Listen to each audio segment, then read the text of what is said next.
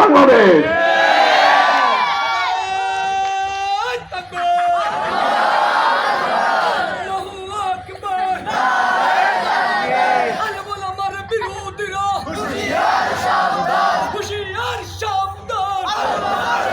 আলেম ওলামাদেরকে সম্মান না দেওয়ার কারণে পুরো একটি গোষ্ঠী 14 গোষ্ঠী সহ উদাও হয়ে গেছে, চোখের সামনে দেখতেছি। এরপরে হুঁশ নাই লোকগুলা।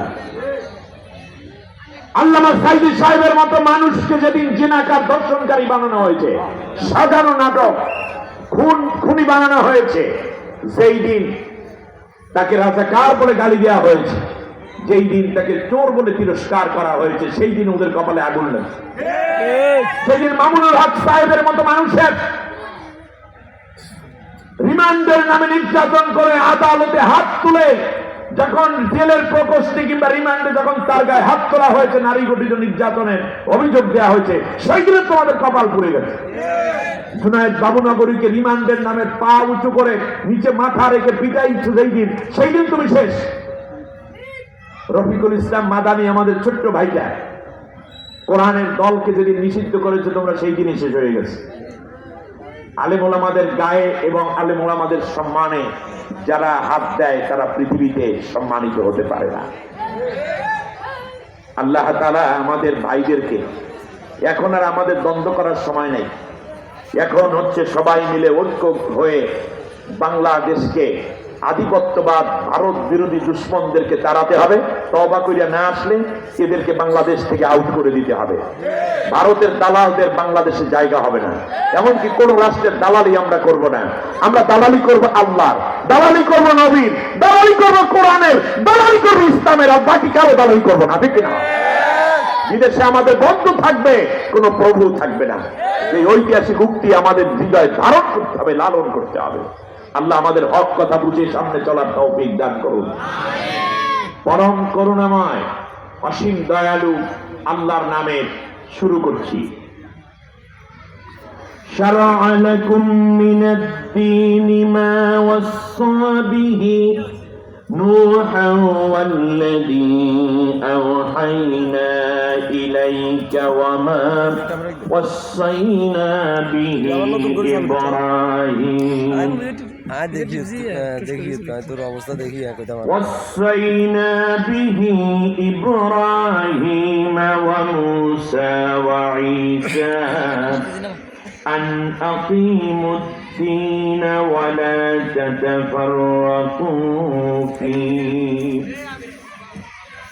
كبر على المشركين ما تدعوهم إليه الله يجتبي إليه من يشاء ويهدي إليه من ينيب آمنت بالله।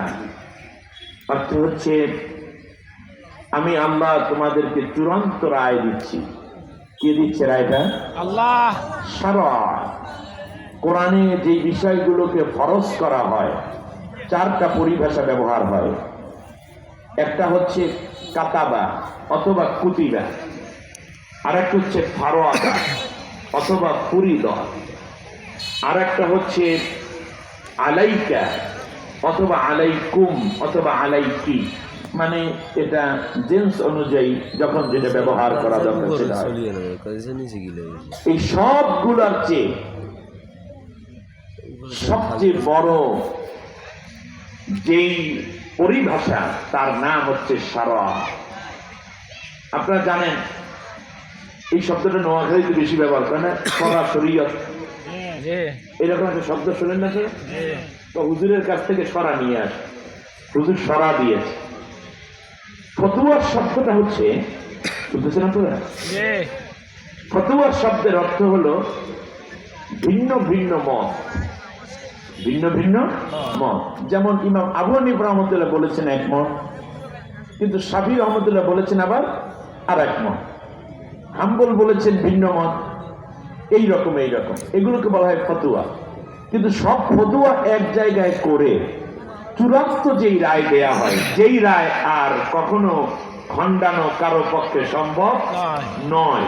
সেইটাকে আরবিতে বলে শরা। আরবিতে কি বলে? শরা। এর মানে আল্লাহ তাআলা যত কথা বলেছেন তার সবচেয়ে চূড়ান্ত শরা। আল্লাহ নিজে বলেছেন শরা, আমি আল্লাহ চূড়ান্ত রায় দিলাম। কেউ কোনো মন্তব্য করবে না, কেউ কোনো দ্বিমত করবে না, কেউ এই বিষয়টাকে ছোট করবে না, কেউ এটার ব্যাপারে নাক গলাবে না। আমি যা বলছি এটা চূড়ান্ত। সুবহানাল্লাহ পড়বেন না আপনারা? শরা দিচ্ছেন কে? আরো জোরে। আল্লাহ শরা মানতে রাজি। শারআ লাকুম মিনাদ-দীন, দ্বীন ইসলামের ব্যাপারে আমি আল্লাহ রাব্বুল আলামিন তোমাদেরকে একটা চূড়ান্ত সিদ্ধান্ত দিয়ে দিলাম। শুধুমাত্র নবী, আমি আল্লাহ তোমাকে শুধু এই শরা দেইনি, বরং এর আগে আমি আল্লাহ রাব্বুল আলামিন মা ওয়াসা বিহি নূহা, যেই শরা দান করেছিলাম, যেই চূড়ান্ত ঘোষণা এবং অর্ডার করেছিলাম ঈসা মুসাকে, এর আগে আমি আল্লাহ এই একই শরা দিয়েছি নূহকে। আদম আলাইহিস সালামের পরপর যেই নবী দীর্ঘদিন শাসন করেছেন, পৃথিবীতে দ্বীনের প্রচার করেছেন, নূহকে দিয়েছিলাম। এরপরে আমি ইব্রাহিমকে, মুসাকে, ঈসাকে, এর অর্থ সব নবীকেই আমি আল্লাহ অর্ডার করেছি। কিন্তু সব নবীর নাম তো আর এক আয়াতের মধ্যে আল্লাহ আনবেন না। ওই কারো কারো নাম বলে আল্লাহ বলছেন যে শোনো, সেই শরাটা ছিল কি? আন আকিমুদ্দীন ওয়ালা তাতাফাররাকু ফীহি, তোমরা সবাই আমি আল্লাহর দ্বীন ইসলাম, আল্লাহর দ্বীনের নাম কি? ইসলাম। ইসলাম, এই ইসলামী হুকুমাতকে প্রতিষ্ঠা করো, ইসলামী আইন ও কানুনকে তোমরা আমার জমিনে বাস্তবায়ন করো। এই অর্ডার করছেন কে? আল্লাহ তাআলা। কার কার উপরে? নূহের উপরে, ইব্রাহিম আলাইহিস সালামের উপরে, ঈসা আলাইহিস সালাম, মুসা আলাইহিস সালাম। তাহলে আমাদের নবীর উপরেও এই অর্ডারই বরাদ্দ ছিল, ঠিক না? আর আল্লাহর নবী আমাদেরকেও এই অর্ডার দিয়ে গেছেন। এই জন্য নবী সহ আসহাবে আজমাইন দ্বীন প্রতিষ্ঠার আন্দোলনকে সবচেয়ে বড় অগ্রাধিকার দিয়ে নিজেদের জীবন পর্যন্ত বাজি রেখেছেন। তারা দাড়ির জন্য লড়াই করেনি। কথা বলেন, দাড়ির জন্য, টুপির জন্য লড়াই করেছে, জামার জন্য লড়াই করেছে, জিকিরের জন্য লড়াই করেছে, পাগড়ির জন্য লড়াই করেছে, রুমালের জন্য লড়াই করেছে, মসজিদের জন্য লড়াই করেছে না। লড়াই করার একটাই কারণ ছিল, সেটা হলো আকিমুদ্দীন। কাফেরেরা চায় নাই আল্লাহর জমিনে আল্লাহর দ্বীন প্রতিষ্ঠিত হোক, আর আল্লাহ অর্ডার করেছেন দ্বীন প্রতিষ্ঠা করতে। তা আল্লাহর অর্ডার পালন করতে গিয়ে তারা জীবন দিয়েছেন, জেল কেটেছেন, শহীদ হয়েছেন, ক্ষতবিক্ষত হয়েছেন, নিজের জমিন থেকে হিজরত করে মদিনা পর্যন্ত গিয়েছেন, ঠিক না বলেন? আল্লাহ রাব্বুল আলামিনের পর বলতেছেন শোনো, তাহলে দ্বীন কায়েম করা ফরজ এবং সব ফরজের বড় ফরজ। বাস এইটা বুঝলেন। এখন সব হারামের বড় হারামটা কি? ওয়ালা তাতাফাররাকু ফীহি, এই দ্বীন প্রতিষ্ঠার কাজকে কখনো তোমরা তাফরীক করবে না, দ্বিধাদ্বন্দ্ব করবে না, পরস্পরে ফতুয়া দিয়ে কোনো গন্ডগোল বাজাবে না। অন্য কাজে গন্ডগোল কইল, তাতে আমি আল্লাহ কিছু ধরব না, কিন্তু আমার কোরআনের শাসন জমিনে প্রতিষ্ঠা হবে, এই কাজে তোমরা পরস্পরে বিচ্ছিন্ন হবে না।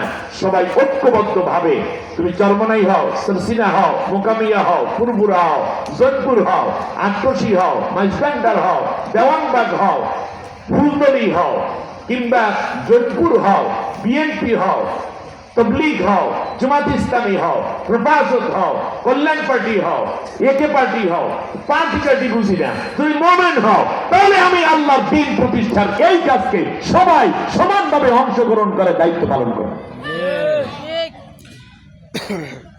অন্য জায়গায় পার্থক্য করবে, তাফরীক করবে, ফতুয়া দিবে, কিন্তু এই জায়গায় দ্বীন কায়েমের ক্ষেত্রে কোনো ফতুয়া দিতে পারবাই না। সবাই মিলে এই কাজটি করবে। আল্লাহ রাব্বুল আলামিন বলেন শুনুন, কাবুরা আলাল মুশরিকিনা মা তাদউহুম ইলাইহি, ও নবী তুমি সহ তোমার সাহাবীগণ এবং পরবর্তীতে যেই উম্মতেরাই এই দ্বীন কায়েমের আন্দোলনের দিকে ডাক দেবে, অন্য কিছু ইসলামের মেনে নিতে পারলেও মুশরিকেরা কিন্তু দিন কায়েমের লোকদেরকে কোনোদিন বরদাস্ত করতে পারবে না। মুশরিকরা যারা মূর্তি পূজারী, আপনি দেখেন বাংলাদেশে কোন দলের লোকদেরকে, বিএনপির সালাউদ্দিন কাদের চৌধুরীকেও আমি মনে করি তিনি ছিলেন একজন তাওহীদপন্থী মানুষ। ভারত কি করেছে আমি একটু ব্যাকে চলে যাই, গ্রাউন্ড বুঝুন। সীমান্তবর্তীতে যেই সিংহ পুরুষগুলো ছিল, সীমান্ত পাহারাদার, তাদের প্রত্যেককে তারা হত্যা করেছে। চট্টগ্রাম, কক্সবাজার সহ গোটা এলাকা একজন মানুষের আঙ্গুলের উঁচু করার সাথে সাথে দাঁড়িয়ে যায়, তার নাম সালাউদ্দিন কাদের চৌধুরী।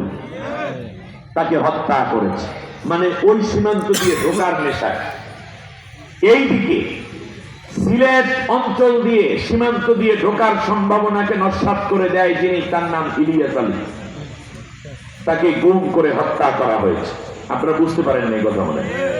সাতক্ষীরা অঞ্চল দিয়ে ঢুকবে, সেই অঞ্চলে সবচেয়ে বেশি ক্ষতিগ্রস্ত করেছে, সেখানে মুহাদ্দিস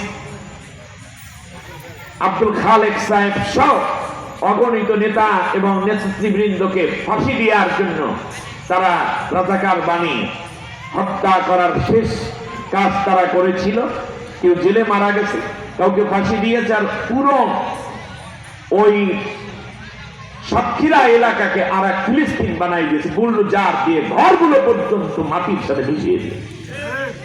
আমার বন্ধুগণ, বাংলাদেশের জন্য কোন পীর ভারতের জন্য সমস্যা মনে করে নাই, তাবলীগ ভারতের জন্য সমস্যা মনে করে নাই, এমনকি হেফাজতে ইসলাম এখানেও তারা কোন কোন ক্ষেত্রে কিছুটা ছাড় দিয়ে রেখেছে। কিন্তু যেই দলটি একামতে দ্বীনের কাজ করে, আল্লাহর জমিনে আল্লাহর কোরআনের রাজ কায়েম করে, মুশরিকদের কাছে তারা বড়ই চোখের কাঁটা হয়ে গিয়েছে। তার কারণে এই দলটাকে নিষিদ্ধ করানো এবং এই দলের সমস্ত নেতৃবৃন্দকে হত্যা ইত্যাদি ইত্যাদি করানোর মাধ্যমে এই দলটাকে তারা নিশ্চিহ্ন করতে চেয়েছে। আর সেই করানোর কাজটা করিয়েছে বাংলাদেশে জালেম স্বৈর শাসক, অবৈধ শাসক, পলাতক শাসক এই লেডি হিটলারের দিয়া। এই জন্য এদের এত মায়া, তার কারণ তোমাকে দিয়ে এত কিছু করিয়েছি। আর তিনিও বলেছেন আমাদের রক্তের সম্পর্ক, রাখি বন ধন। হাই হা, রাখি বন্ধন করছে তারা, মনে হয় জামাই বউয়ের সম্পর্ক। না হয় বুঝলাম কিছুদিন, আমরা তো কন্যা দিলাম, তোমরা বন্যা দিয়ে আমার এই নোয়াখালী ডুবাইছো, কুমিল্লা ডুবাইছো, ফেনী ডুবাইছো, চিটাং ডুবাইছো, ঠিক কিনা বলেন? আমরা দেই কন্যা, তারা দেয় বন্যা। এরপরে আরো কথা আছে, আমাদেরকে ভয় দেখায়, পেঁয়াজ দেবে না, রসুন দিবে না, আদা দেবে না, আরো ভয় দেখায় চাল দেবে না, ডাল দিবে না। আমি আজ স্পষ্ট করে একটি কথা বলতে চাই, নোয়াখালীর বীর জনতার সামনে আমি জানি বাংলাদেশের কোরআনের পতাকা উত্তীর্ণ যখন হবে, তখন চট্টগ্রাম, নোয়াখালী, ফেনী অঞ্চল দিয়ে সর্বপ্রথম কোরআনের প্রদান করা হবে। কারণ কোরআন, এই নোয়াখালীর মায়েরা কোনদিন দুর্বল সন্তান ধারণ করে না, এরা বীর সন্তান ধারণ করে।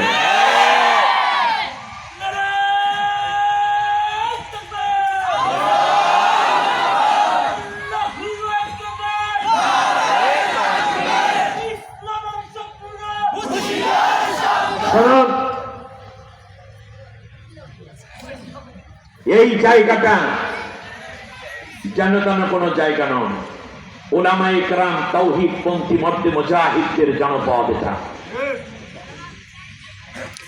সেই কথাটাই বলতে চাচ্ছি না। কাবুরা আলাল মুশরিকিন, মুশরিকদের কাছে এটা বড়ই অসন্তুষ্ট এবং যন্ত্রণাদায়ক হবে।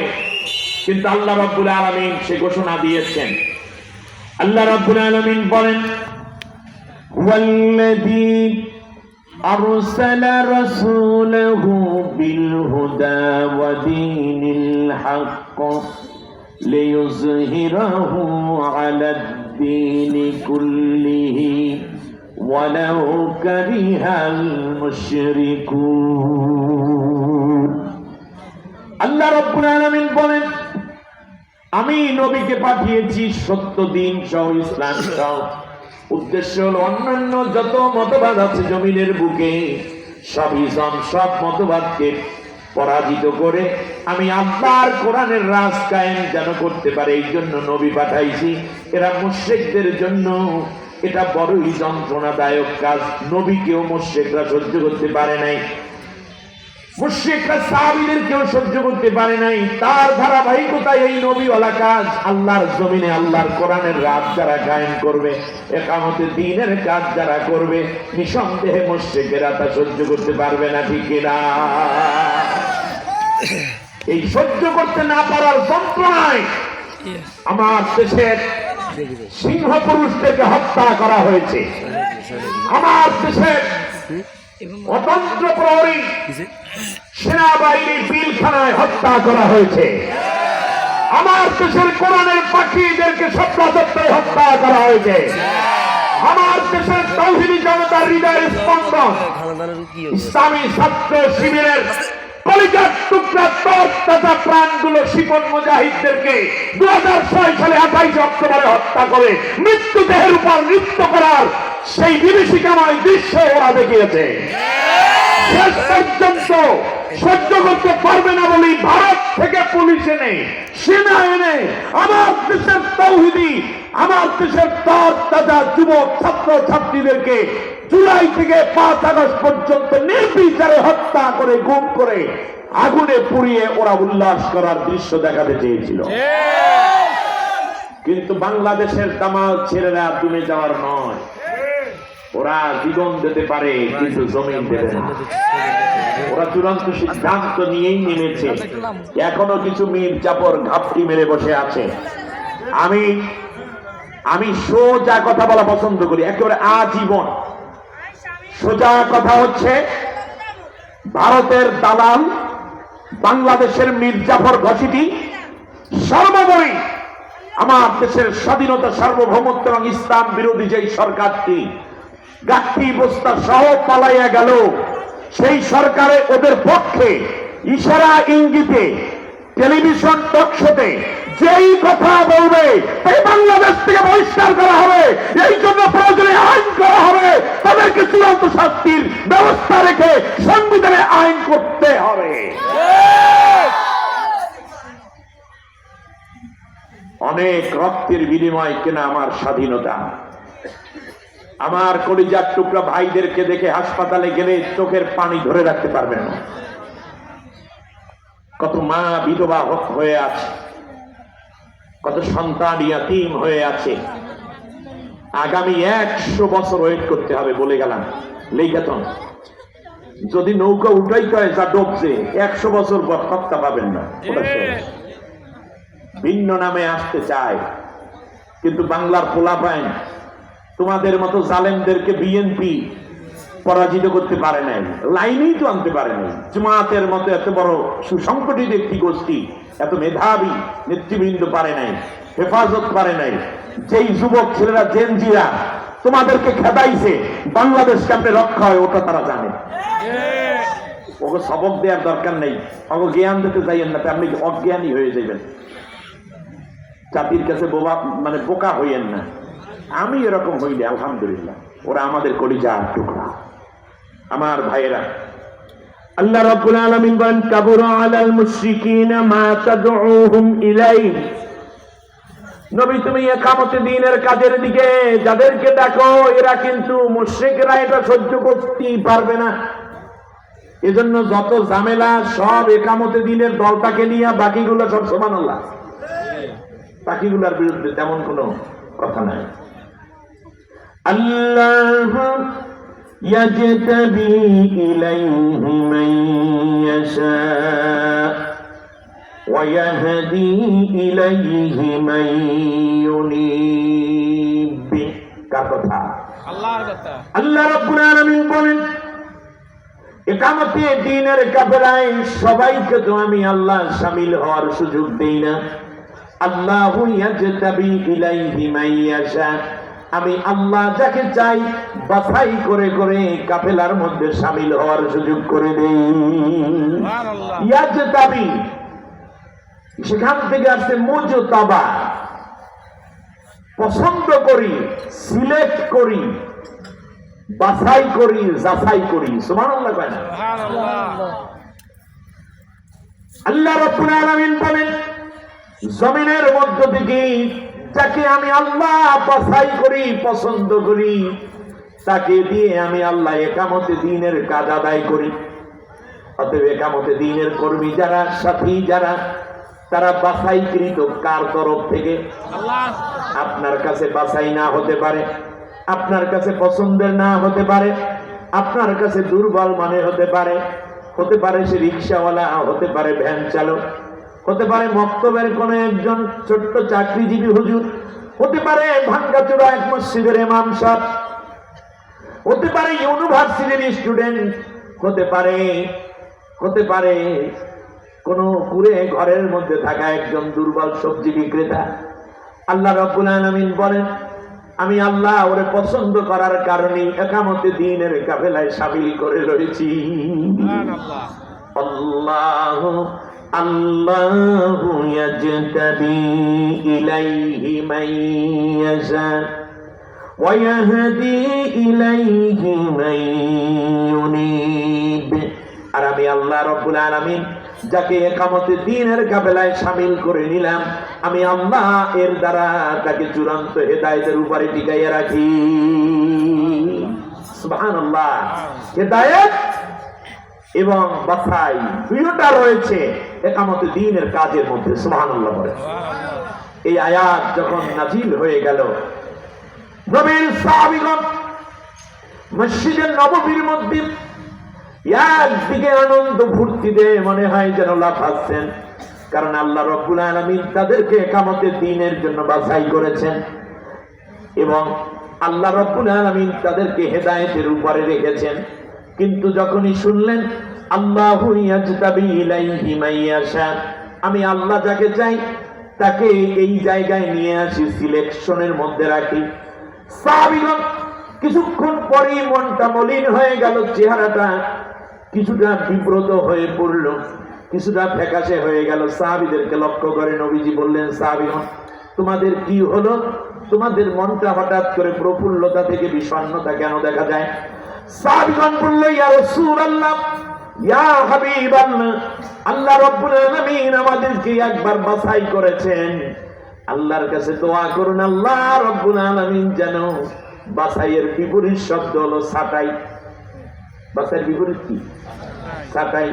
আল্লাহ রাব্বুল আলামিন যেন আমাদেরকে ছাঁটাইয়ের কাতারে না নেন, বাছাইয়ের মধ্যে যেন আমৃত্য থেকে আল্লাহ হেদায়েতের উপরে কায়েম থাকার তৌফিক দান করে। সূরা নাস, সূরা শুরা, আয়াত আছে 53টি। কোরআনের 62 নম্বর সূরায় রুকু আছে 5টি। মক্কায় অবতীর্ণ এই সূরার 13 নম্বর আয়াত আমি আপনাদের উদ্দেশ্যে তেলাওয়াত করলাম। এখানে আল্লাহ সুবহানাহু ওয়া তাআলা একটা ফরজ বলেছেন, যে ফরজটাকে আল্লাহ ইন্ডিকেট করেছেন শারআ শব্দ দিয়ে। কি দিয়ে? আপনি আমার কথা শুনতেছেন না মনে হয়? শারআ। শারআ শব্দের অর্থ চূড়ান্ত রায়, এমন ফরজ।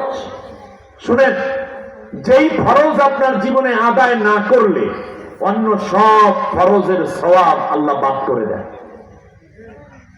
আমি সময়ের স্বল্পতার কারণে খুব সংক্ষিপ্ত করছি। নামাজ পড়া কি না? ভালো করে বলতে হবে। ফরজ। রোজা রাখা, যাকাত দেয়া, সাদাকা, এরপরে আপনার এই যে কি বলি হজ করা ফরজ। আমরা এই ফরজ গুলো জানি, কিন্তু এই সব ফরজ আদায় করার পরেও আল্লাহর জমিনে আল্লাহর কোরআনের রাজ কায়েম হোক, এই আন্দোলন, এই চিন্তা, এই দর্শনে একমত না হওয়ার কারণে ওই ব্যক্তি জাহান্নামে যাবে এবং সে মুমিন নয়, তার ঈমানও আল্লাহ কবুল করেন নাই। তার সব ফরজ ছিল, কিন্তু একটা ফরজ সে বাদ দিয়েছে। এই জন্য আমি প্রথমেই বলে নিয়েছিলাম সব ফরজের বড় ফরজ। একটু খেয়াল করেন, নামটা বলি, অনেকগুলো নাম আমার মুখে মানে জ্ঞানে আসছে, আমি সবচেয়ে পরিচিত একজনের নাম বলি, মুনাফিক সর্দার আব্দুল্লাহ ইবনে উবাই। আব্দুল্লাহ বিন উবাই নাম শুনেছেন? আব্দুল্লাহ বিন উবাই দাড়ি ছিল কিনা? টুপি ছিল, বড় পাঞ্জাবি, আতর মাখতো কিনা, কুরমা খেজুর খাইতো কিনা, দাড়ি ছিল কিনা, জিকির, কোরআন তেলাওয়াত, তাহাজ্জুদ, 5 ওয়াক্ত নামাজ ফরজ আদায় করতেন নবীজি বরাবর পিছনে দাঁড়িয়ে। যেখানে হযরতে আবু বকর রাদিয়াল্লাহু তাআলা আনহু দাঁড়ানোর চান্স পাইতো না, উনি আগে গিয়েই হাজির। নাম কি? আব্দুল্লাহ ইবনে উবাই। উবাই, ভালো করে বুঝেন। নামাজ ছিল, রোজা ছিল, হজ ছিল, যাকাত ছিল, আল্লাহ নবীর মতো দাড়ি ছিল, নবীর মতো পাঞ্জাবি ছিল, জিকির ছিল, ফিকির ছিল, কোরআন তেলাওয়াত ছিল, দাওয়াতে মিশন ছিল। কিন্তু তার একটা সমস্যা ছিল, সে চাইতো না এই মদিনাটা আল্লাহর কোরআন দিয়ে চলুক, সে চাইতো হিরাক্লিয়াসের আইন হোক, সে চাইতো রাদারিকের আইন হোক এখানে, এরকম বিভিন্ন রকমের পারভেজের আইন এখানে চলুক। এইরকম মত পার্থক্য ছিল তার ভিতরে ভিতরে। এই ব্যক্তি মারা গেল। মারা যাওয়ার পরে আল্লাহ নবীর কাছে তার ছেলে আসছে। আমার কথা বুঝতে কষ্ট হচ্ছে না? তার ছেলের নামও আব্দুল্লাহ। এসে কাঁদতেছে। বিশ্বনবী বললেন, কাঁদো কেন? আব্দুল্লাহ কি হয়েছে? বললে, ইয়া রাসূলুল্লাহ, আমার আব্বা তো ইন্তেকাল করেছেন। নবীজি বললেন, ইন্না লিল্লাহি ওয়া ইন্না ইলাইহি রাজিউন। আব্দুল্লাহ, তুমি কেঁদো না, তুমি তোমার বাবাকে তো দেখেছো, আমি এমন এক হতভাগা সন্তান, আমার বাবা আমি দেখিও নাই। মায়ের গর্ভে 6 মাস বয়স, তখন আমার আব্বা পৃথিবী থেকে বিদায় হয়েছে। সুতরাং তোমার আব্বুর জন্য দোয়া করি, আল্লাহ তাকে মাফ করে দেয়। বললে, রাসূল, আমার আব্বা আপনাকে 3টা ওসিয়ত করেছে। কয়টা? 3টা। 1 নম্বর ওসিয়ত হচ্ছে, আমার আব্বা আপনাকে সালাম জানিয়েছেন, মৃত্যুর আগে বলেছেন আমার সালাম নবীজিকে পৌঁছে দিও। নবীজি বললেন, ওয়া আলাইকা আলাইহিস সালাম, আলাইকা ওয়া আলাইহিস সালাম, তোমার উপরে এবং তোমার আব্বার উপরে ওয়ালাইকুমুস সালাম, মানে শান্তি বর্ষিত হোক। দ্বিতীয় হচ্ছে, আপনার গায়ের মধ্যে যেই জামা, সব জামা না, একেবারে আপনার দেহ মোবারকের সাথে মিশে থাকে, আপনার ঘাম মোবারক লাগে যেই জামাটায়, ওই জামাটা আমার আব্বার কাফনের প্রথম কাপড়, যেটা তার শরীরের সাথে লাগবে, ওইটা হওয়ার জন্য, ওইটা দেওয়ার জন্য আব্বা আপনার কাছে দাবি করে গেছে। আল্লাহর নবী 1 সেকেন্ড তো চিন্তা করেন না, উপর থেকে চাদরটা সরানে, তার ভিতরে আরেকটা জামা ছিল, আরো একটা জামা ছিল, ওই 2টা জামা খুলে, একেবারে আমরা যে গেঞ্জি পরি না, জাস্ট আল্লাহর নবী একেবারে শরীরের সাথে মিশে থাকে একটা পাতলা কাপড়ের ছোট্ট জামা পরতেন। ওই জামাটা খুলে ভাঁজ করে আব্দুল্লাহর হাতে দান করবেন, যাও এইটা দিয়ে তোমার আব্বুর কাফনের কাপড় পরাও। তার কারণ আব্দুল্লাহ ইবনে উবাইর একটা আকাঙ্ক্ষা ছিল যে নবীর জামা যদি আমার পরনে থাকে, তাহলে জাহান্নামের কোনো আগুন আমাকে স্পর্শ করতে পারবে না। আমাদের দেশেও এরকম কিছু দরবেশ পাওয়া যায়, যারা চিন্তা করেন যে বড় পাঞ্জাবি গায়ে দিয়েছি, কোনোদিন আর জাহান্নামে যাব না। আর এক দরবেশ তো চুরি করে পালানোর সময় শেষ পর্যন্ত নিজের দাড়ি কামাই ফেলেছে। পুলিশে তাকে ধরে ফেললো, কোস্টগার্ড তাকে জিজ্ঞেস করলো, শেষ পর্যন্ত এক পর্যায়ে, আচ্ছা যা কিছু করছেন করছেন বুঝলাম, দাড়িটা কামাইলেন কেন? 62,000 কোটি টাকা বাংলাদেশ থেকে বিদেশে পাচার করে। কথাটা সংক্ষেপ, 62,000 কোটি টাকা। আওয়ামী দরবেশ, এইগুলো তাদের অবস্থা। আপনাদের এই নোয়াখালীতে কিছু দরবেশ আছে না? মনু কই যাইবারে, শিখে রাখেন, একটা একটা করে মনে রাখবেন।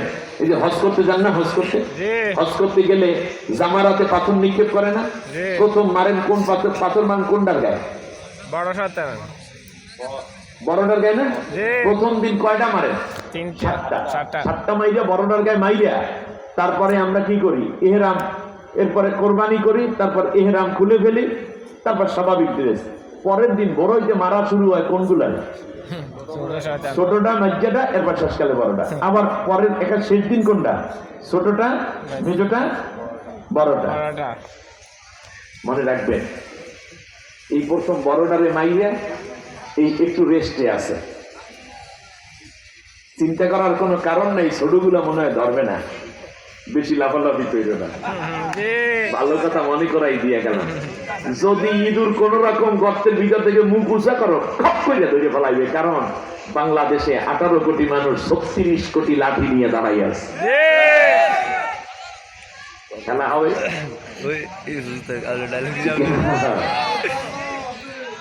সামনে দিন পড়ে আছে, কষ্ট হচ্ছে আপনাদের। এবার শুনুন, আব্দুল্লাহ ইবনে উবাই মনে করেছে পাঞ্জাবি বইয়া নবীরটা জাহান্নামের আগুন আমারে জ্বালাইতে, আমরা তো নবীর সাইজের কর্তা গায়ে দেই, আর আব্দুল্লাহ ইবনে উবাই সরাসরি নবীটা, ব্যাস বুজুর্গতে কামাইবে। এবার খেয়াল করুন, আব্দুল্লাহ বলল, ইয়া রাসূলুল্লাহ, আমার আব্বা ওসিয়ত করে গেছেন আপনি যেন তার জানাজাটা পড়াইয়া দেন, কারণ আব্দুল্লাহ ইবনে উবাই মনে করেছে যদি নবীজি দোয়া কইরা দেয়, জানাজা মানে দোয়া করা, নবী যদি দোয়া করে এর বরকতে আমি জান্নাতি হয়ে যাব, কেউ আমাকে জাহান্নামে নিতে পারবে না। আকাঙ্ক্ষা ঠিক আছে, বাস্তবতা ভিন্ন। নবীজি বললেন, আব্দুল্লাহ তুমি কান্না করো না, যাও, নবীর পিছে নামাজ আছে, কিন্তু নবীর সাথে একামতে দিনের কাজে নাই। কথাটা বোঝেন নাই? উহুদের ময়দানে যাওয়ার ফজর ওয়াক্তে বিশ্বনবী সাল্লাল্লাহু আলাইহি ওয়াসাল্লাম জামাতের ইমামতি করে সালাম ফিরিয়ে বললেন, আমার সাহাবীরা, শত্রুরা চলে আসছে উহুদ পাহাড়ে মাত্র 7 কিলোমিটার দূরে, এখন কি প্রতিবাদ করবে নাকি আরো সামনে আসতে দিবে? সাহাবীগণ বললেন, নবী এখনই বাধা দেব। আল্লাহর নবী রওনা করলেন 1000 সাহাবীকে নিয়ে। মাঝখান থেকে আব্দুল্লাহ ইবনে উবাই বলল, নবীর পিছে নামাজ পড়ি, নবীর মতো দাঁড়িয়ে রাখি, নবীর মতো পাঞ্জাবি পরি, ইসলামের পথে দান করি, মাঝে মাঝে জিকির করি, তাহাজ্জুদ করি, ইফতার খাওয়াই গরিবদেরকে, কিন্তু মারামারির দরকার নাই, আমরা তো ভালোই আছি। নবীর বিরুদ্ধে যারা লড়াই করে তাদের বিরুদ্ধে আমরা লড়াই করব কেন? এটা মুহাম্মাদের হিসাব, মুহাম্মদ বুঝুক, আমরা যাব না। এইরকম উল্টা ফায়েজ দিয়া 300 জনের কলব নষ্ট করছে আব্দুল্লাহ ইবনে উবাই। রওনা করছে 1000 নিয়ে, 300 জন মাঝখান থেকে ভাগাইয়া রেখেছে। আল্লাহ রাব্বুল আলামিন বললেন, নবী যারা আপনার পিছনে নামাজ পড়লো কিন্তু আপনার নেতৃত্বে একামতে দ্বীনের কাজে ওদের ময়দানে যায় নাই, যারা নামাজে আছে কিন্তু দ্বীন প্রতিষ্ঠার আন্দোলনে নাই, এই সবগুলা মুনাফিক, এরা সব জাহান্নামী। তাহলে শুধু নামাজ নয়, বরং সে নামাজ যদি নবীর পেছনেও হয়, সেই নামাজ যদি মসজিদে নববীতেও হয়, তারপরে ওই ব্যক্তি জাহান্নামী। এই জন্য বলছিলেন সব ফরজের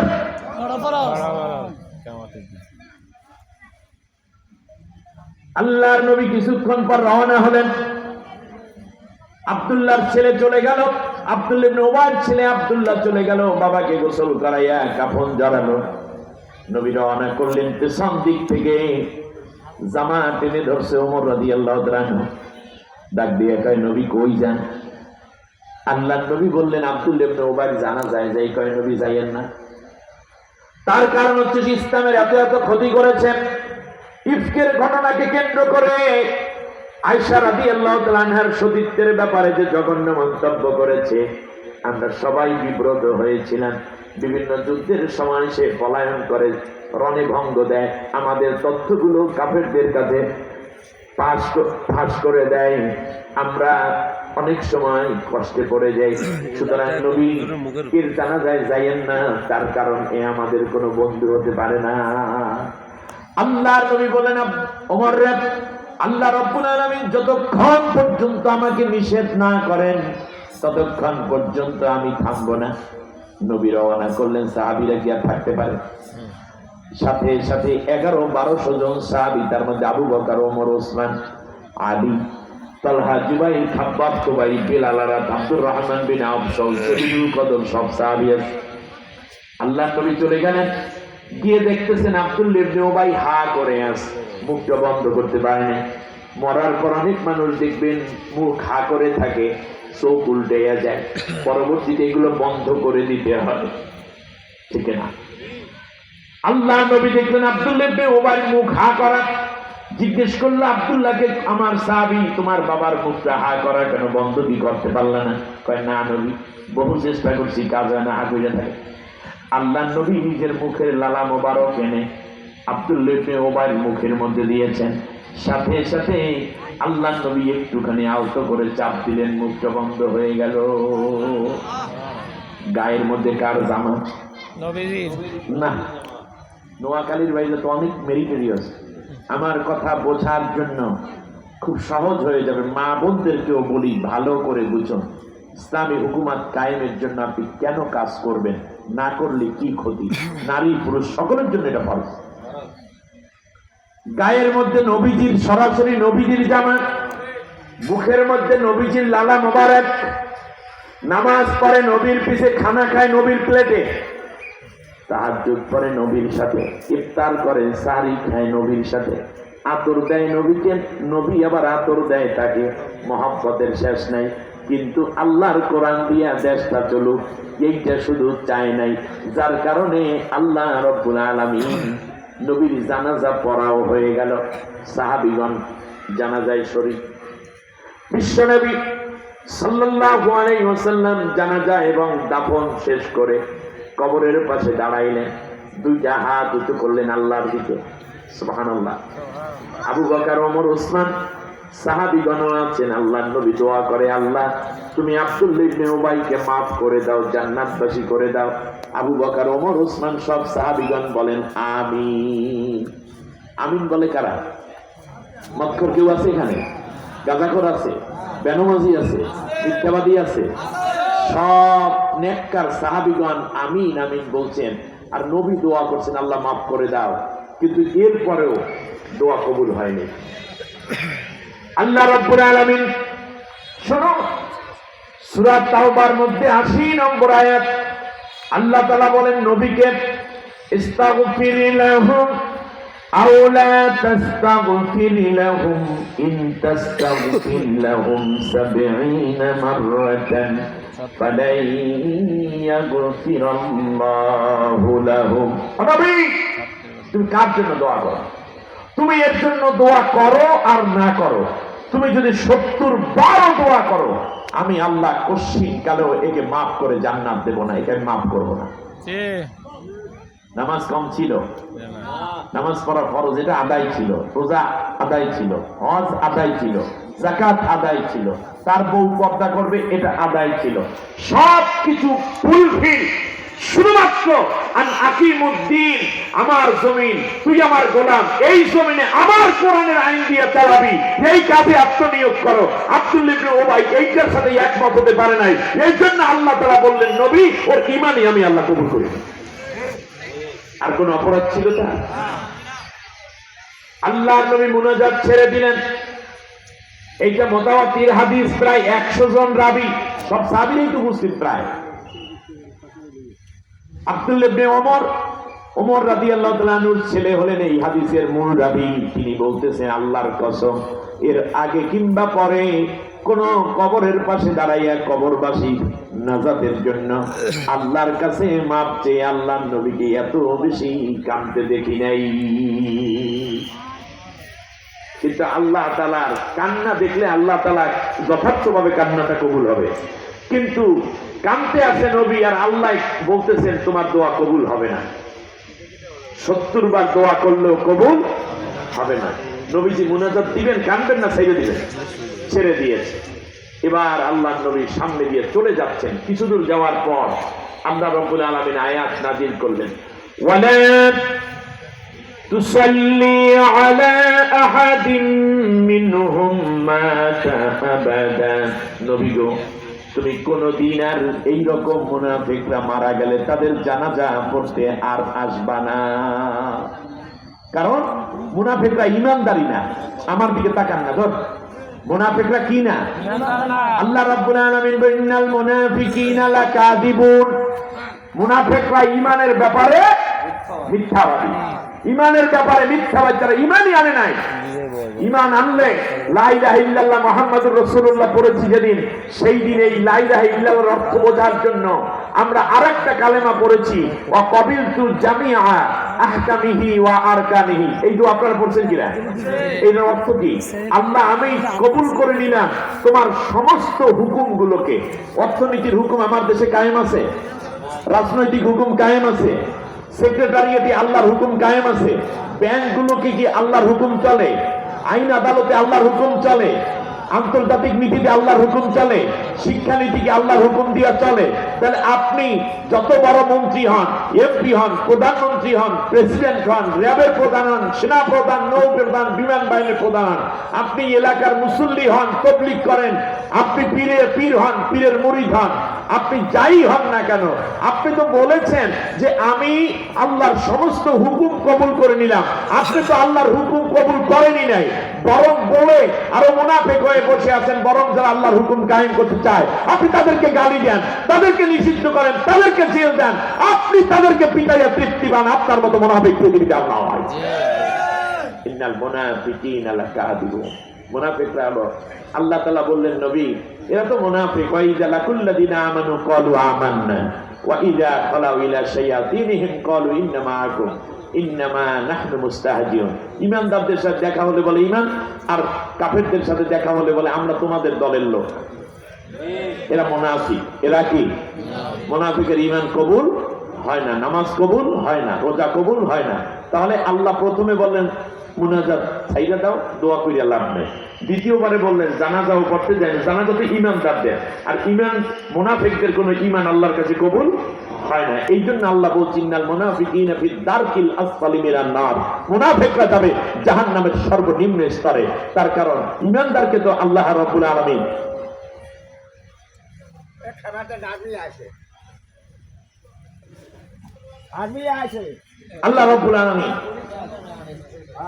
আল্লাহ রাব্বুল আলামিন তো স্বাভাবিকভাবে আল্লাহ রাব্বুল আলামিন কোন ঈমানদারকে আল্লাহ সুবহানাহু ওয়া তাআলা জাহান্নাম দিবেন না। তবে জাহান্নামে যাওয়ার কারণ হবে কি? জাহান্নামে যাওয়ার কারণ হলো এই যে সে আল্লাহ সুবহানাহু ওয়া তাআলা, এই তোমাদের কি হলো, এই যে কে আসছে, কি হ্যাঁ, পুলিশ তো আসবে, আসেন, প্রয়োজনে পুলিশ এখানে আসবে। আরে এটা কি আওয়ামী লীগ শাসন নাকি? পুলিশ আইলে সবাই ডরাইবে। এখন তো স্বাধীন বাংলাদেশ, পুলিশ আমাদের বন্ধু, ঠিক কিনা বলেন? আমার দেশের নষ্ট পুলিশ গুলো ব্যাক ফুটে গেছে, দেশপ্রেমিক পুলিশ সামনে আছে, আলহামদুলিল্লাহ বলেন। দাও না পুলিশের জন্য একটা স্লোগান, এখন পুলিশ দেখলে বন্ধু বন্ধু মনে হয়, ঠিক না? হ্যাঁ, আবু বকর আসছে, একজন অমুসলিম ইসলাম গ্রহণ করার জন্য উপস্থিত হয়েছে। আলহামদুলিল্লাহ বলেন, আলহামদুলিল্লাহ বলেন, আলহামদুলিল্লাহ, শুকরিয়া। এবারে শুনুন, একটু দূরে গিয়ে যখন দাঁড়ালো, আল্লাহ নবী সাল্লাল্লাহু আলাইহি ওয়াসাল্লাম আমতা আমতা করছেন, হায় কি হলো? সে জাহান্নামে যাচ্ছে, একান্ত বন্ধু। কিন্তু আল্লাহ রাব্বুল আলামিন বললেন না গো নবী, এটা হবে না।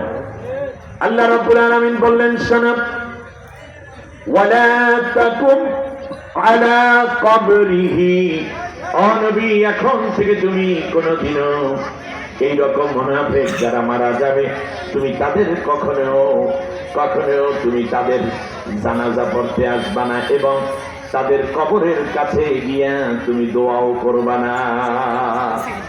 যারা মুখে মুখে ইসলাম বলে কিন্তু আল্লাহর কোরআনের রাজ কায়েম হোক এটা যারা চায় না, তারা মরার পরে তাদের কবরস্থানে যেতেও নিষেধ করেছেন কে? তার কারণ মুনাফিকদের কবরস্থানে আল্লাহর লানত নাজিল হয়, ওয়ায়ালানুহুমুল লাইনুন, লানতকারীরাও লানত করে। নবী তুমি রাহমাতুল লিল আলামিন, লানত যেখানে নাজিল হয় সেখানে গিয়ে দাঁড়াবে, এটা মানায় না। মুনাফিকের কবরস্থানও জিয়ারত নাই, জানাজাও নাই, তাদের জন্য দোয়া করতেও আল্লাহ নিষেধ করে দিয়েছেন। আর মুনাফিক সেনার উপায় কি? নামাজ পড়ে না তারা, না, দাড়ি নেই যাদের, রোজা রাখে না যারা, বড় পাঞ্জাবি পরে না যারা, প্যান্ট পরে যারা, না, বরং মুনাফিকের সবচেয়ে বড় বৈশিষ্ট্য তারা আল্লাহর কোরআনের রাজ কায়েম করে না। আল্লাহ রাব্বুল আলামিন দ্বীন কি করতে বলেছেন? কায়েম করতে বলেছেন, ঠিক না বলেন? আমি এই কথাটা বলি, চলে যাচ্ছি আমার শেষ দিকে, আলোচনার শেষ দিকে। আপনারা বলেন কায়েম মানে কি? কায়েম মানে হচ্ছে প্রতিষ্ঠা, একামতে দ্বীন। আচ্ছা, একামত শব্দটা আমাদের কাছে কি খুব বেশি অপরিচিত না পরিচিত? প্রত্যেক ফরজ নামাজের আগে মুয়াজ্জিন সাহেব কি দেয়? এই তো একটা গরম শব্দ পেয়ে গেলে, কি দেয়? কি দেয় বলেন? একামত দিলে আপনারা বসে থাকেন না দাঁড়াই যান? ইমাম সাহেব কি করে? দাঁড়াই যায়। কামাতিস সালাহ মানে এখন নামাজ কায়েম হবে, দাঁড়াও। অতএব যেই জমিনে আল্লাহর দ্বীন কায়েম নাই, সেই জমিনে সব নামাজ দাঁড়াও, আল্লাহর দ্বীন কায়েমের জন্য দাঁড়াও। সুবহানাল্লাহ বলে। দ্বীন প্রতিষ্ঠা করে। প্রতিষ্ঠা মানে আল্লাহর হুকুম অনুযায়ী দেশটা চালাও। আল্লাহ রাব্বুল আলামিনের এই হুকুমাত প্রতিষ্ঠা করার জন্য আল্লাহ তাআলা বলেছেন, লাকাদ বাআতনা ফি কুল্লি উম্মাতির রাসূলা আন ইবুদুল্লাহ ওয়াজতানিবুত তাগুত। দুনিয়ায় সব নবীকে আমি পাঠিয়েছি এই দ্বীন প্রতিষ্ঠার আন্দোলন করার জন্য আর তাগুতি শক্তিকে পরাজিত করে দেওয়ার জন্য। আমার দেশের তাগুত পরাজিত হয়ে গেছে। সামনের পার্ট হচ্ছে দ্বীন কায়েমের কাজ। দ্বীন কায়েম করবে কারা? হিন্দুরা, বৌদ্ধরা, খ্রিস্টিয়ানরা, ইহুদিরা, মুশরিকরা। দ্বীন কায়েম করার দায়িত্ব কাদের? আমি সংক্ষেপে বলি, দ্বীন কায়েমের দায়িত্ব হলো দ্বীনদারদের। বলেন ভালো করে কথা বলেন, দ্বীন কায়েমের দায়িত্ব কাদের?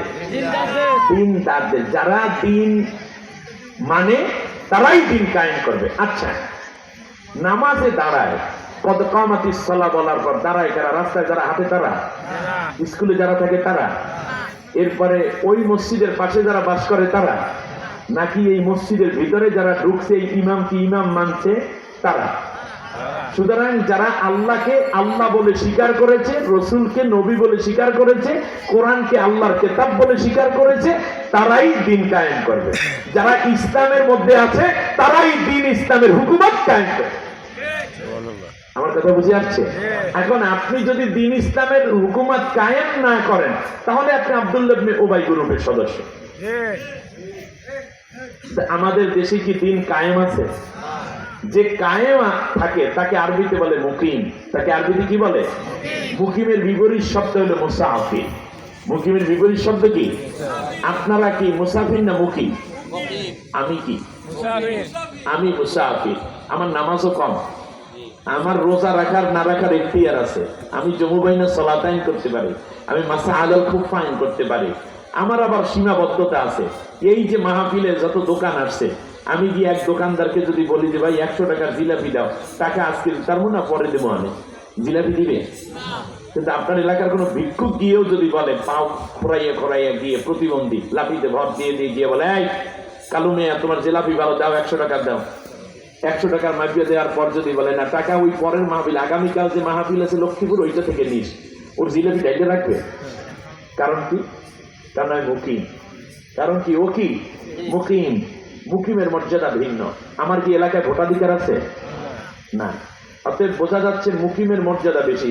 ওটাই চিন্তা করবে যে ও 100 টাকার জিলাপি নিয়েছে, তাতে কি হয়েছে? যদি ঝামেলা বেশি করার বউ তো মুরগি পেলে, একটা মুরগি নিলেও তো 600 টাকা যাইবে কই, কালকে যাইবে কই, ঠিক করে বলেন? মুসাফির। আমাদের দেশে ইসলাম কায়েম নাই। বলেন তো দেখি, দ্বীন ইসলাম আছে মুকিম অবস্থায় না মুসাফির অবস্থায়? বলেন তো দেখি মুসাফির। আমরা ইসলামকে মুসাফির রাখবো না মুকিম বানাবো? নবীগণ এসেছেন ইসলামকে মুসাফির রাখতে না ইসলামী হুকুমতকে মুকিম বানাবে? মুকিম বানাতে। আচ্ছা, আরেকটা কথা জিজ্ঞেস করি, কার আন্ডারে কে থাকে? মুসাফিরের আন্ডারে মুকিম থাকে না মুকিমের আন্ডারে মুসাফির থাকে? যদি ইসলাম মুকিম হইতো তাহলে আমরা ইসলামী হুকুমত অনুযায়ী আমরা চলতাম, কিন্তু ইসলাম মুসাফির হওয়ার কারণে আমরা হইছি মুকিম। আমরা কায়েম হয়েছি, কিন্তু দিন হয়ে গেছে মুসাফির। ফলে আমাদের কোনো মর্যাদা নাই। তার কারণ যাকে আমরা মানি সেই হইল মুসাফির, আমরা আর কি। এর দ্বারা মুসলিম জাতি দুর্বল হয়েছে। মুসলিম জাতি যদি শক্তিশালী হতে চান, তাহলে প্রথম ইসলামী হুকুমত আগে কায়েম করতে হবে, তারপরে আপনার শক্তিটা বেড়ে যাবে। যেন আমাকে, আমার বাবার বাড়ি এইটা বেটা, আমার শ্বশুর বাড়ি এইটা, আমার বড় ভাই বাড়ি এইটা, আমার দাদার বিটা এইটা, আমার জমিনের সামনে এই কথা কে বলো? দৌড়া। ইসলাম যখন দুর্বল হয়ে আছে আমার সমাজে, তখনই ভারত আমাদেরকে ভয় দেখায়, আমেরিকা আমাদের উপর নাক গলাতে চায়, রাশিয়া আমাদেরকে ধমক দিতে চায়, আর কিছু দালাল এখানে বসাইয়া ইসলাম যেন কায়েম হতে না পারে তার অংশ হিসাবে তারা নাচের গুরু হয়ে আমাদের উপরে প্রভুত্ব বিস্তার করে, আর তাদের দোহাই দেয় বারবার। ঠিক না বলে? কথাগুলো বোঝার জন্য একটা উদাহরণ দিয়ে শেষ করি। ভাইরা আমার, মুকিম আর মুসাফির কায়েম হওয়া। আমাদের দেশে ইসলাম কায়েম নাই, ইসলামের খেদমত আছে। কি আছে বলে? খেদমত আছে। কেমন? ধরেন আপনাদের এই ইমাম সাহেব, খেদমত আর কায়েমটা কি বোঝেন? এই যে মসজিদের ইমাম সাহেব বা মুয়াজ্জিন সাহেব অথবা অন্য কেউ হঠাৎ করে গাড়িতে অ্যাক্সিডেন্ট করে তার পেটটা কেটে গেছে, চোখ একটা পড়ে গেছে, হাত ভেঙে গেছে, রাস্তার মধ্যে তরপাচ্ছে, ব্লিডিং হচ্ছে। একদল মানুষ গিয়ে মুসল্লিরা বলল, আরে ইমাম সাহেব গো, আপনার কত সুন্দর কণ্ঠস্বর, আর কি নামাজ শুনতে পারবো না? নারী বুড়িগুলো বাইরে পড়ে আছে, আরে হুজুরের নারী তাজা, নারী গরম, দেখো বইয়া রয়েছে, এই কুত্তা ছাড় ছাড়, হুজুরের নারী খাইছে। চৌক একটা পড়িয়া গেছে, হাতে উঠে, আরে আরে হুজুর কবে আর এই কাজ হবে রে? এরকম কথাবার্তা বলতেছে, কেউ এনে মাথায় পানি দিতে আছে। এটা খেদমত। এটা কি? এ দ্বারা কি হুজুর সুস্থ হবে না মরার দিকে যাইতেছে? এই সময় জেনজি বেবিরা দৌড় দিল, 10-12টায় ক্রিকেট খেললে যায়, হঠাৎ করে দেখো সরেন, এখানে কি হয়েছে, সরেন। তারপরে 999 কল দিয়ে বললে, এই তাড়াতাড়ি অ্যাম্বুলেন্স পাঠাও। আইসে বলছে অ্যাম্বুলেন্স, পোলা পাইনে উঠছে অ্যাম্বুলেন্সে, ডাক্তার নোয়াখালী সদর হাসপাতাল নিয়ে বলছে, ডাক্তার তাড়াতাড়ি আসো। কই গেল? পোলা পাইনের দিকে ডাক্তাররাও মনে করছে কি জানি, আসছে দৌড়ে, বলে আমাদের মসজিদের ইমাম সাহেব, এর সুস্থ করার জন্য কি দরকার? টাকা লাগলে টাকা দেবো, প্রয়োজনে মোবাইল বিক্রি করে ফেলবো, এরপর রক্ত লাগলে রক্ত দেবো। হুজুর কি রক্তের গ্রুপ বলো? আমাদের ব্লাড ব্যাংক আছে, আমরা যত রক্ত লাগে দেবো, টাকা লাগলে দেবো। সৈন্যার সাথে সাথে সবাই চমৎকার করে আগাই আসলো, আগাইয়া চিকিৎসা বাধা করাইলো, ওরা টাকা দিল, পয়সা দিল, 1 মাসের বেতন খরচ করলো হুজুরের পিছনে। তারপরে রক্ত লাগছে, যা রক্ত দিছে, বেন্ডিশন হিসেবে 1 মাস পর হুজুর সুন্দর করে দাঁড়াইছে, আলহামদুলিল্লাহ। এবার মাগরিবের নামাজে আবার তেলাওয়াত করে, আলহামদুলিল্লাহি রাব্বিল আলামিন আর রহমানির রহিম। হুজুর তেলাওয়াত করে, আর ওই বাচ্চাগুলো চোখের পানি ছেড়ে কান্দে, হুজুর আল্লাহ তোমার একজন আলেমের খেদমত করছি, তাকে সুস্থ করে দাঁড় করাই দিয়েছে। তাই হুজুরের ভাঙ্গা পাও জোড়া লাগাই দিয়েছে, কাটা পেট সিলাই করিয়া সুস্থ করে দিয়েছে, উঠতে যাওয়া চোখ ঠিক করে আবার সুন্দর করে চোখ লাগাই দিছে। এইটা হলো কায়েম। এটার নাম কি? আর আগে কায়েম ওই অসুস্থ অবস্থায় খালি মাথায় পানি দিল খেদমত। আমাদের দেশে ইসলামের খেদমতের অভাব নাই। মাহফিল আছে খেদমত, মাদ্রাসা আছে খেদমত, মসজিদ আছে খেদমত, কওমি মাদ্রাসা খেদমত, হাফেজ আছে খেদমত। এখন এত খেদমত, পীর আছে খেদমত, মুরিদ আছে খেদমত। এখন বলেন দেখি, যেই দেশে ইসলাম কায়েম নাই সেই দেশে ইসলাম খেদমত বেশি দরকার না কায়েম করা বেশি দরকার?